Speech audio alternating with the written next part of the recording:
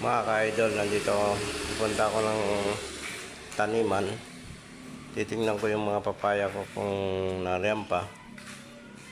At may bagyo na naman parating. Kaya titingnan ko siya. At sana wag mapinsala ng gusto. Kasi nilalaan ko tong mga papaya kong ito dito sa mga kapatid ko o kamag-anak kong darating dito, na kung sakasakaling pupunta at mamamasyal sila sa akin, meron silang maiuwi at madadala sa kanilang pag-uwi. Ayun, mga ka-idol,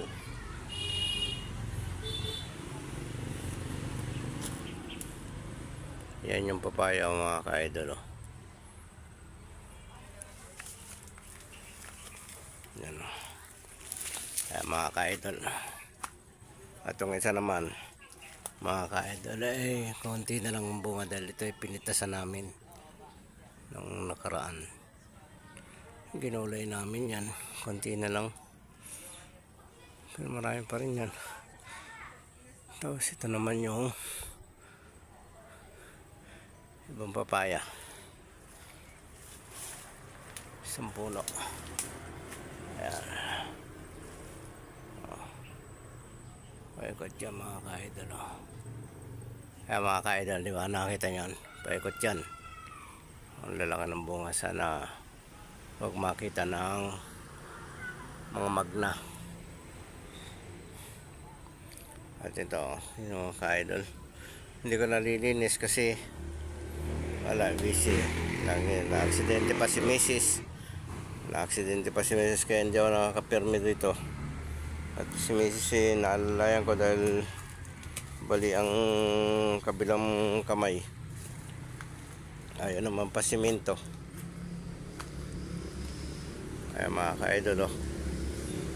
Yan ang mga papaya, mga ano ko, tanim. Excuse.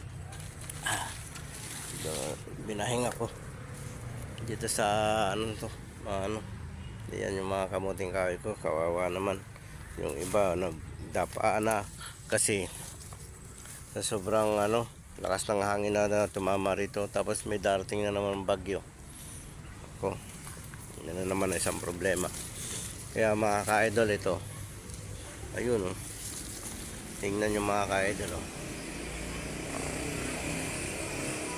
Kumakain ng yan, hindi ko pinapatay ang gawa ng may buhay din yan. Kaya hayaan lang natin siya dyan, mga ka-idol.